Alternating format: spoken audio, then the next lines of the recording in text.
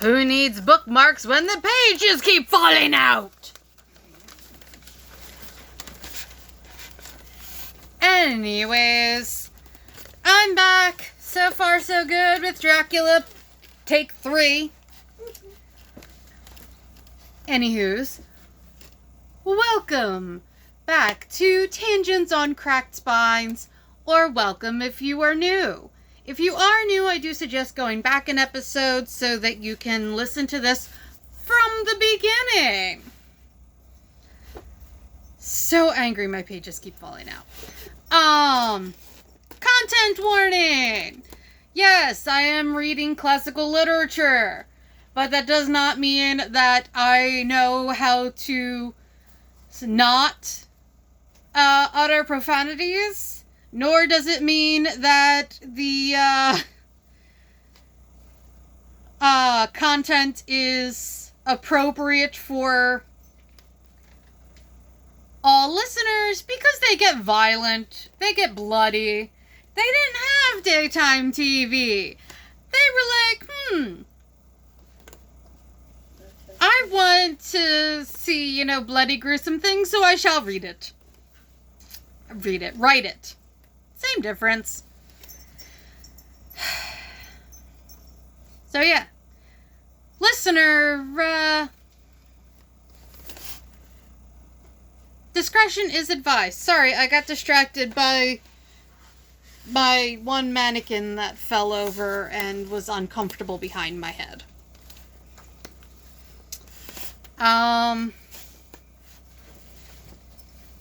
Last time, Jonathan Harker's travel blog.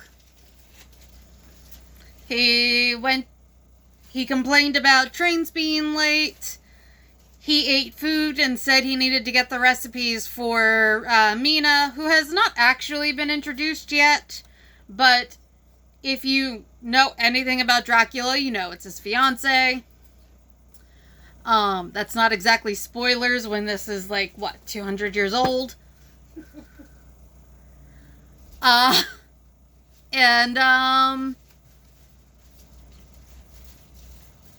He was on his way through the Bargo Pass. I think that's everything, so we shall begin again.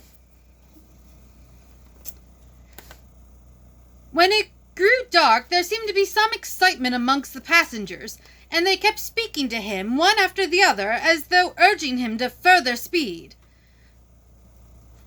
The driver of their wagon. He lashed the horses unmercifully with his long whip, and with wild cries of encouragement urged them on to further exhortations. Also, I didn't mark where I left off on this page. I thought I had left off at a date marker and didn't. So if I'm rereading things, oops. Then, through the darkness, I could see a sort of patch of gray light ahead of us, as though there were a cleft in the hills. The excitement of the passengers grew greater. The crazy coach rocked on its great leather springs and swayed like a boat tossed on a stormy sea. I had to hold on. The road grew more level, and we appeared to fly along. Then the mountains seemed to come nearer to us on each side, and to frown down upon us. We were entering on the Bargo Pass. One by one, several of the passengers offered me gifts, which they pressed upon me with an earnestness which would take no denial. These were certainly of an odd and varied kind, but each was given in simple good faith, with a kindly word and a blessing, and that strange mixture of fear-meaning movements, which I had seen outside the hotel at Bistritz, the sign of the cross and the guard against the evil eye. Then, as we flew along, the driver leaned forward, and on each side the passengers, craning over the edge of the coach, peered eagerly into the darkness. It was evident that something very exciting was either happening or expected. But though I asked each passenger, no one would give me the slightest explanation. This state of excitement kept on for some time, and at last we saw before us the pass opening out on the eastern side. There were dark rolling clouds overhead, and in the air that heavy, oppressive sense of thunder. It seemed as though the mountain range had separated two atmospheres. They tend to. Oh, by the way, hi, I'm Frankie, your host, and you will hear snide comments from my mom, and or cackling. Cue cackling.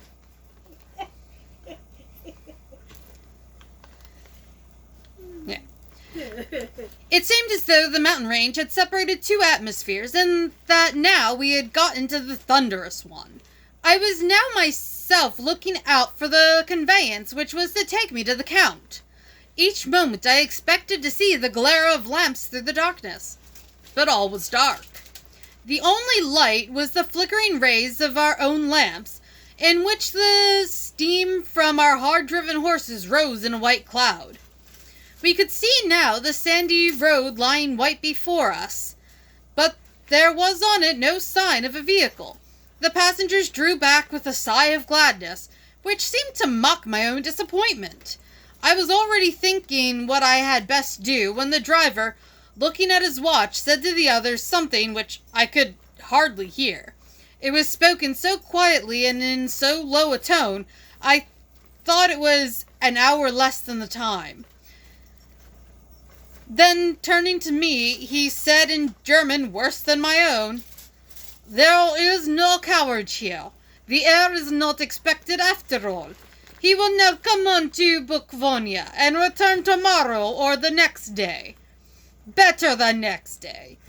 Whilst he was speaking, the horses began to neigh and snort and plunge wildly, so that the driver had to hold them up.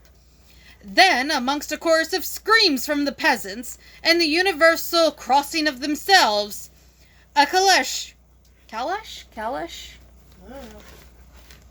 She's having a TIA. I don't know how I'm asking her how to pronounce things.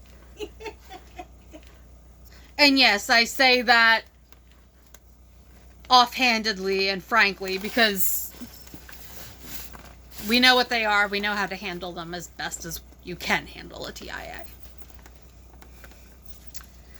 With 4 horses drove up behind us, overtook us, and drew up beside the coach. I could see from the flash of our lamps as the rays fell on them that the horses were coal-black and splendid animals. They were driven by a tall man with a long brown beard and a great black hat, which seemed to hide his face from us. I could only see the gleam of a pair of very bright eyes, which seemed red in the lamplight as he turned to us. He said to the driver, "You are early tonight, my friend."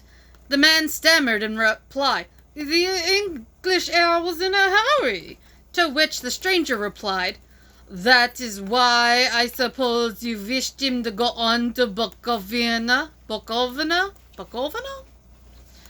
You cannot deceive me, my friend.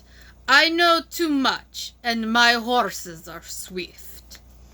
As he spoke, he smiled, and the lamplight fell on a hard-looking mouth with very red lips and sharp-looking teeth, as white as ivory. One of my companions whispered to another the line from Berger's Lenore, "Den die Toten reiten schnell," for the dead travel fast. The strange driver evidently heard the words, for he looked up with a gleaming smile. The passenger turned his face away, at the same time putting out his 2 fingers and crossing himself. "Give me the heir's luggage," said the driver. And with exceeding clarity my bags were handed out and put in the caleche. Then I descended from the side of the coach, as the caleche was close alongside, the driver helping me with a hand which caught my arm in a grip of steel. His strength must have been prodigious. Without a word, he shook his reins, the horses turned, and we swept into the darkness of the pass. As I looked back, I saw the steam from the horses of the coach by the light of the lamps, and projected against it the figures of my late companions crossing themselves. Then the driver cracked his whip and called to his horses, and off they swept on their way to Bukvania. As they sank into the darkness, I felt a strange chill, and a lonely feeling came over me. But a cloak was thrown over my shoulders, and a rug across my knees. And the driver said in excellent German, "The night is chill, mein Herr, and my master, the Count, bade me take all care of you. There is a flask of Slivovitz, the plum brandy of the country, underneath the seat, if you should require it." I did not take any, but it was a comfort to know it was there all the same. I felt a little strangely, and not a little frightened. I think had there been any alternative, I should have taken it, instead of prosecuting that unknown night journey. The carriage went at a hard pace, straight along.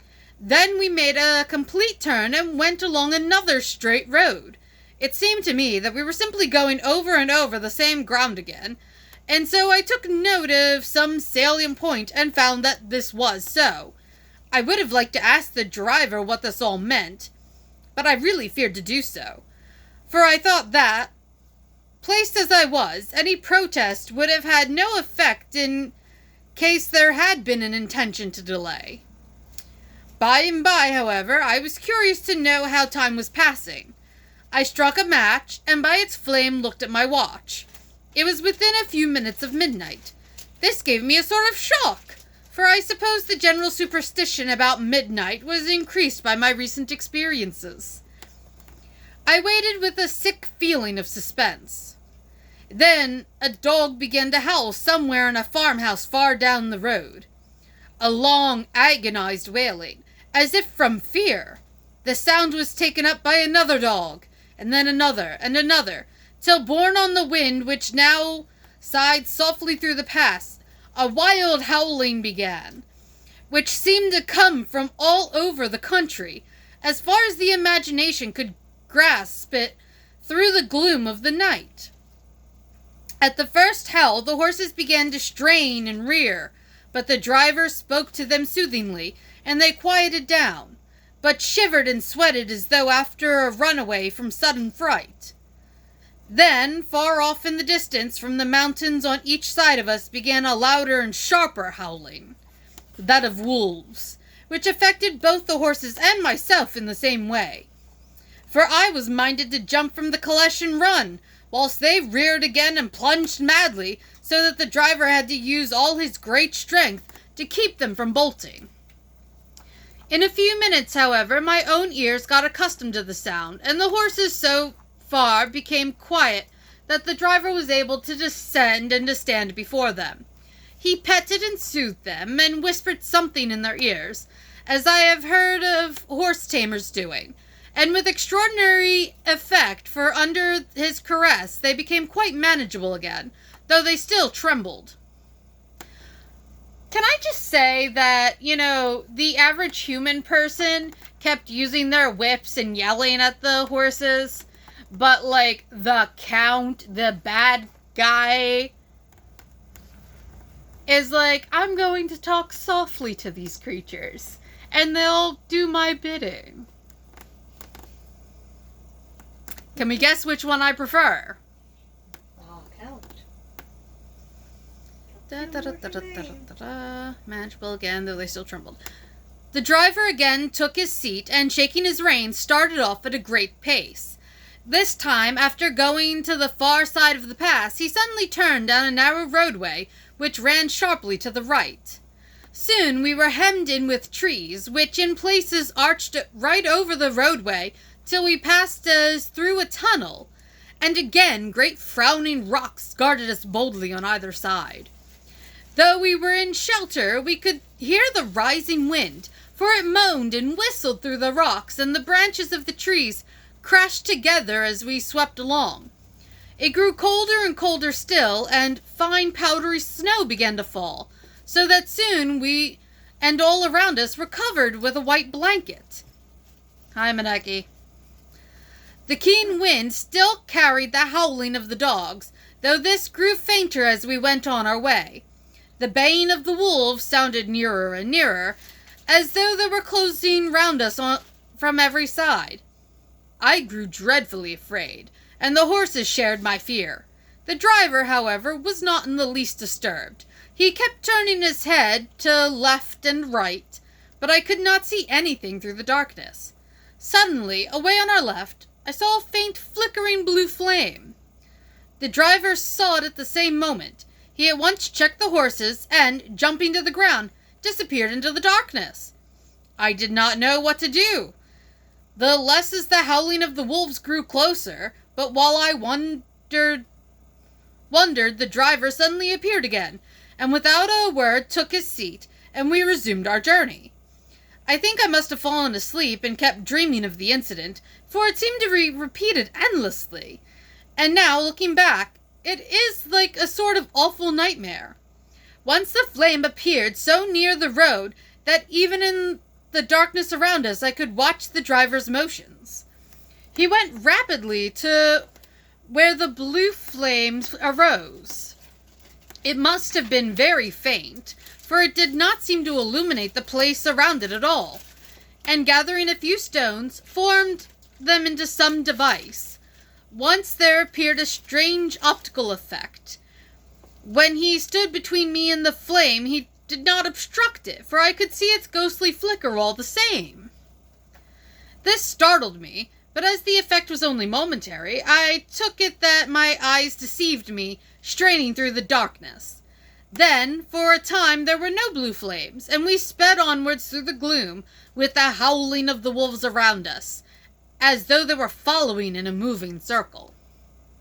At last, there came a time when the driver went further afield than he had gone yet, and during his absence, the horses began to tremble worse than ever and to snort and scream with fright.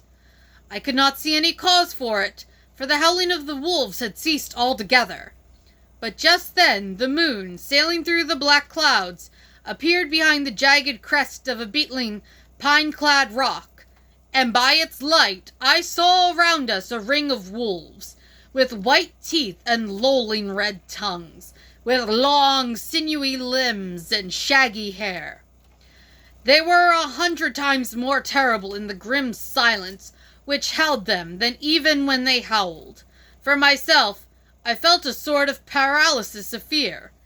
It is only when a man feels himself face to face with such horrors that he can understand their true import, and knows whether he is the fight, flee, or freeze kind.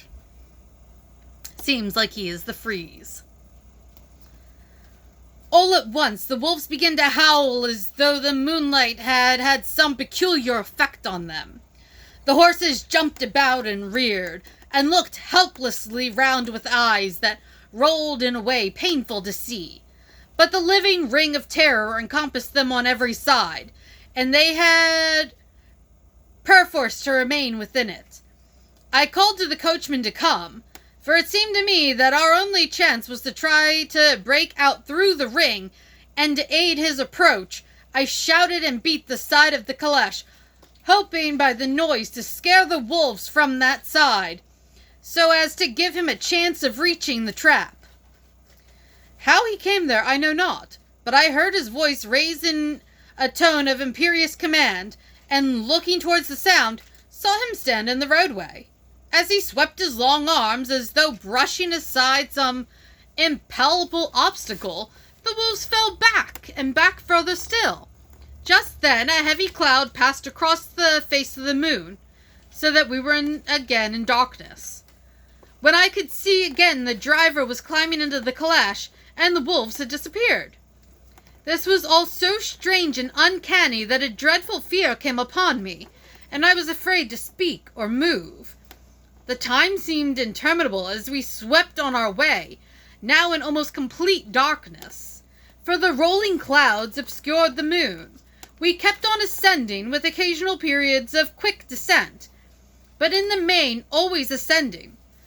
Suddenly, I became conscious of the fact that the driver was in the act of pulling up the horses in the courtyard of a vast ruined castle, from whose tall black windows came no ray of light, and whose broken battlements showed a jagged line against the moonlit sky.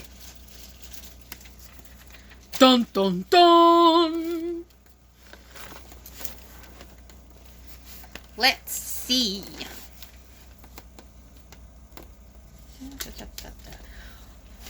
Also, while I'm looking to see whether I should even begin the next portion, do you guys mind longer? I had gone shorter, and I'm not sure that it had any effect. Let me know in the comments, or in the replies, if you're on Spotify, or YouTube, or wherever else I'm at, Apple. Let me know, do you prefer shorter or longer? My one very avid listener is telling me she prefers longer. And also, if I am mispronouncing words, please reach out to me. Let me know. I know how annoying it can be. There are a couple ones I listened to where, like, somebody was talking about the Necronomicon, and they were calling it the Necromonicon, and it bothered me to hear it every time they said it.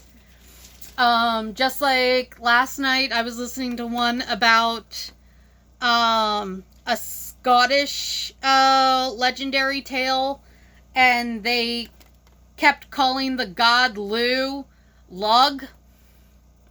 And I get it, it's spelled L-U-G-H, but it's Lugh.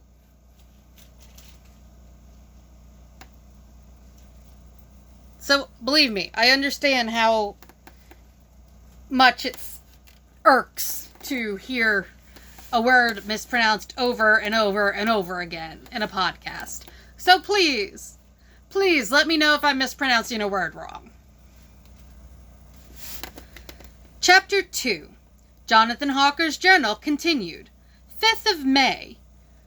I must have been asleep, for certainly if I had been fully awake, I must have noticed the approach of such a remarkable place. In the gloom, the courtyard looked of considerable size, and as several dark ways led from it under great round arches, it perhaps seemed bigger than it really is. I have not yet been able to see it by daylight. Also, another aside, if you don't like the accents I'm putting on people, also let me know. Because I know that if somebody's putting, I'd rather no accent than a badly put on accent. When the caleche stopped, the driver jumped down and held out his hand to assist me to alight. Again, I could not but notice his prodigious strength. His hand actually seemed like a steel vice that could have crushed mine if he had chosen. Then he took out my traps and placed them on the ground beside me as I stood close to a great door, old and studded with large iron nails, and set in a projecting doorway of massive stone. I could see even in the dim light that the stone was massively carved, but that the carving had been much worn by time and weather. As I stood, the driver jumped again into his seat and shook the reins. The horses started forward, and trap and all disappeared down one of the dark openings. I stood in silence where I was, for I did not know what to do. Of bell or knocker there was no sign. Through these frowning walls and dark window openings it was not likely that my voice could penetrate. The time I waited seemed endless, and I felt doubts and fears crowding upon me. What sort of place had I come to, and among what kind of people? What sort of grim adventure was it on which I had embarked? Was this a customary incident in the life of a solicitor's clerk sent out to explain the purchase of a London estate to a foreigner? Solicitor's clerk! Mina would not like that. Solicitor. For just before leaving London, I got word that my examination was successful. I am now a full-blown solicitor. Which, for those in the U.S., he's a lawyer. Specifically real estate in this case, but he's essentially a lawyer. I began to rub my eyes and pinch and if I'm wrong, let me know. I began to rub my eyes and pinch myself to see if I were awake. It all seemed like a horrible nightmare to me, and I expected that I should suddenly awake and find myself at home, with the dawn struggling in through the windows, as I had now and again felt in the morning after a day of overwork. But my flesh answered the pinching test, and my eyes were not to be deceived. I was indeed awake and among the Carpathians. All I could do now was to be patient and to wait the coming of the morning. Just as I had come to this conclusion, I heard a heavy step approaching behind the great door, and saw through the chinks the gleam of a coming light. Then there was the sound of rattling chains and the clanking of massive bolts drawn back. A key was turned with the loud grating noise of a long disuse, and the great door swung back. Within stood a tall old man, clean-shaven save for a long white mustache, and clad in dark from head to foot, without a single speck of color about him anywhere. He held in his hand an antique silver lamp in which the flame burned without chimney or globe of any kind, throwing long quivering shadows as it flickered in the draught of the open door. The old man motioned me in with his right hand with a courtly gesture, saying in excellent English, but with a strange intonation, "Welcome to my house. Enter freely and of your own will." He made no motion of stepping to meet me, but stood like a statue, as though his gesture of welcome had fixed him into stone. The instant, however, that I had stepped over the threshold, he moved impulsively forward, and holding out his hand, grasped mine with a strength that made me wince. An effect which was not lessened by the fact that it seemed as cold as ice, more like the hand of a dead than a living man. Again he said, "Welcome to my house. Come freely, go safely, and leave something of the happiness you bring." The strength of the handshake was so much akin to that which I had noticed in the driver, whose face I had not seen, that for a moment I doubted if it were not the same person to whom I was speaking. So to make sure, I said interrogatively, "Count Dracula?" He bowed in a courtly way as he replied, "I am Dracula, and I bid you welcome, Mr. Harker. Come to my house. Come in.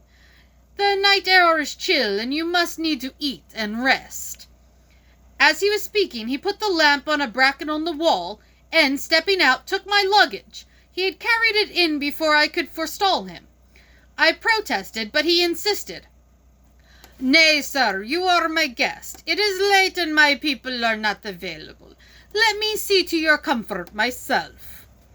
He insisted on carrying my traps along the passage, and then up a great winding stair and along another great passage, on whose stone floor our steps rang heavily. At the end of this he threw open a heavy door, and I rejoiced to see within a well-lit room in which a table was spread for supper, and on whose mighty hearth a great fire of logs, freshly replenished, flamed and flared. The Count halted, putting down my bags, closed the door, and crossing the room, opened another door, which led into a small octagonal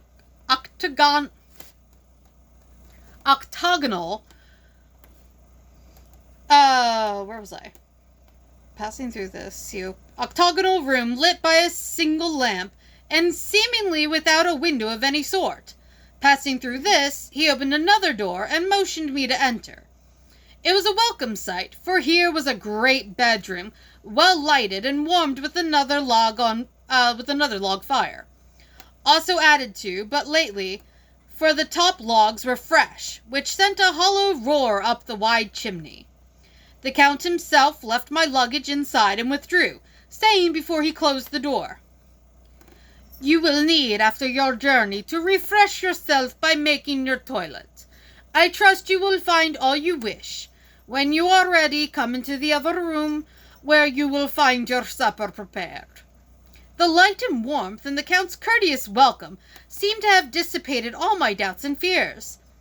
Having then reached my normal state, I discovered that I was half famished with hunger, so making a hasty toilet, I went into the other room. I found supper already laid out. My host, who stood on one side of the great fireplace, leaning against the stonework, made a graceful wave of his hand to the table and said, "I pray you be seated and sup how you please. You will trust I excuse me that I do not join you, but I have dined already, and I do not sup." I handed to him the sealed letter which Mr. Hawkins had entrusted to me. He opened it and read it gravely. Then, with a charming smile, he handed it to me to read. One passage of it, at least, gave me a thrill of pleasure. "I must regret that an attack of gout, from which malady I am a constant sufferer," which means you eat too much rich food, "forbids absolutely any traveling on my part for some time to come, but I am happy to say I can send a sufficient substitute, one in whom I have every possible confidence. He is a young man, full of energy and talent in his own way, and of a very faithful disposition. He is discreet and silent, and has grown into manhood in my service. He shall be ready to attend on you when you will during his stay, and shall take your instructions in all matters." The Count himself came forward and took off the cover of a dish, and I fell to at once on an excellent roast chicken. This, with some cheese, and a salad, and a bottle of old Tokay, of which I had 2 glasses, was my supper. During the time I was eating it, the Count asked me many questions as to my journey, and I told him by degrees all I had experienced.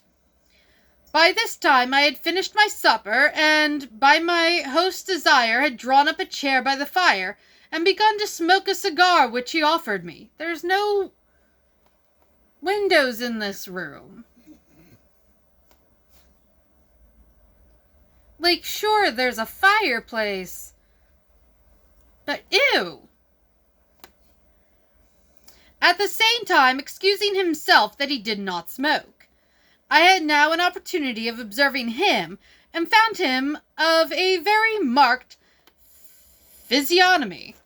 His face was a very strong aquiline, with high bridge of the thin nose and peculiarly arched nostrils, with lofty domed forehead, and hair growing scantily around the temples, but profusely everywhere else. His eyebrows were very massive, almost meeting over the nose, and with bushy hair that seemed to curl in its own profusion. The mouth, so far as I could see it under the heavy mustache, was fixed and rather cruel-looking, with particularly sharp white teeth. These protruded over the lips, whose remarkable ruddiness showed astonishing vitality in a man of his years. For the rest, his ears were pale, and at the tops extremely pointed. The chin was broad and strong, and the cheeks firm though thin. The general effect was one of extraordinary pallor. Well, at least the movies get that right.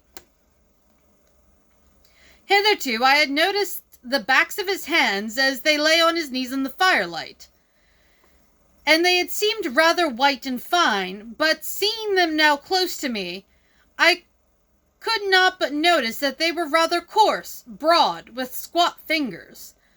Strange to say, there were hairs in the center of the palm. The nails were long and fine, and cut to a sharp point. As the Count leaned over me, and his hands touched me, I could not repress a shudder. It may have been that his breath was rank, but a horrible feeling of nausea came over me, which, do what I would, I could not conceal. The Count, evidently noticing it, drew back, and with a grim sort of smile, which showed more than he had yet done his protuberant teeth, sat down again on his own side of the fireplace. We were both silent for a while, and as I looked toward the window, I saw the first dim streak of the coming dawn. There seemed a strange stillness over everything. But as I listened, I heard, as if from Down below in the valley, the howling of many wolves. The Count's eyes gleamed, and he said, "Listen to them, the children of the night. What music they make." Every movie. Seeing, I suppose, some expression in my face strange to him, he added, "Ah, sir, you dwellers in the city cannot enter into the feelings of the hunter." Then he rose and said, "But you must be tired. Your bedroom is all ready, and tomorrow you shall sleep as late as you will. I have to be away till afternoon, so sleep well and dream well." With a courteous bow, he opened for me himself the door to the octagonal room, and I entered my bedroom. I am all in a sea of wonders. I doubt, I fear, I think strange things which I dare not confess to my own soul. God keep me, if only for the sake of those dear to me.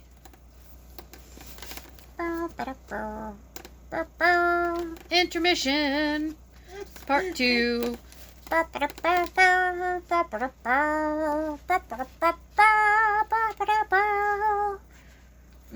No.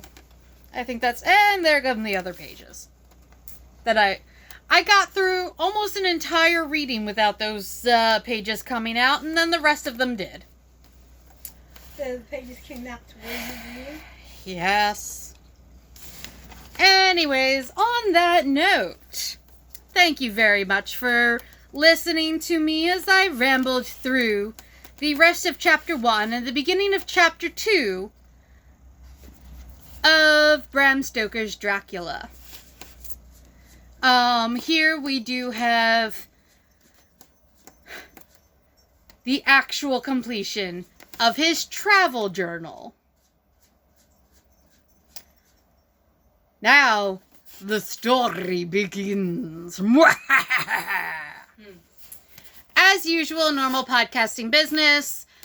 If you would like to help me out, get other people to hear me, listen to me, see me, what have you, please, by all means, go to share this with others, hit that subscribe button, that rate button maybe. I accept all ratings, good and bad, but if they're bad, please let me know. Like, don't just give me a 1-star review and don't tell me why. I want to know. What am I doing that you don't like, or that you do like? I do prefer knowing what you do like, but, you know, everything helps. I also have social medias. I'll link them in the bio. I'm bad about keeping up with them. And hopefully next week, again, I don't have a set day yet, sorry, we will continue Chapter 2 of Dracula. Thank you for listening and have a wonderful day. You did have a cat sighting already, so I'm not going to go hunt one down for you.